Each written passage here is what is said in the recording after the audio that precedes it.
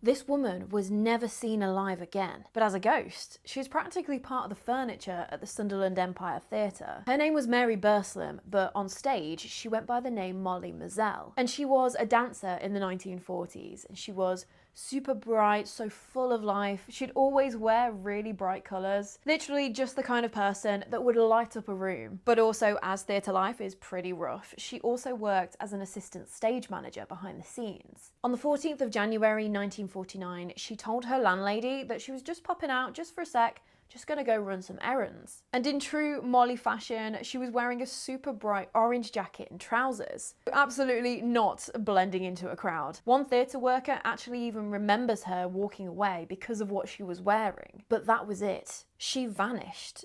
Just gone.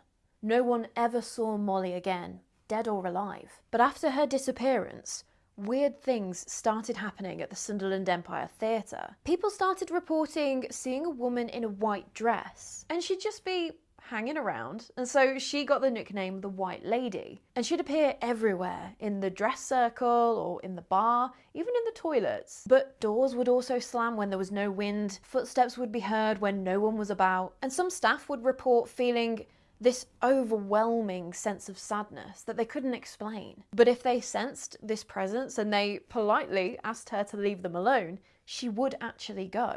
So she definitely wasn't a nuisance, she just became part of daily life of working at the theatre. But then in 2016, something super weird happened. Because a little boy was visiting the theatre to watch the play that was on, and he came out of the toilets and he said to a member of staff, "Oh, there's a really nice lady in there called Molly, I just had a lovely chat with her." But the thing was, there was no one working at the theatre called Molly. But because they knew the story of Molly Moselle, and they definitely knew about the ghost stories at the theatre, they didn't even want to go into the toilets and check. I know as a member of staff, you kind of have a bit of a duty of care, and so you probably should have gone into the toilets just to check there wasn't some weirdo called Molly. But also, if that was me, I absolutely would not be going into that toilets on my own. But regardless of how much of a scaredy cat I am, I still love telling these ghost stories, so if you enjoy hearing them, you should definitely subscribe.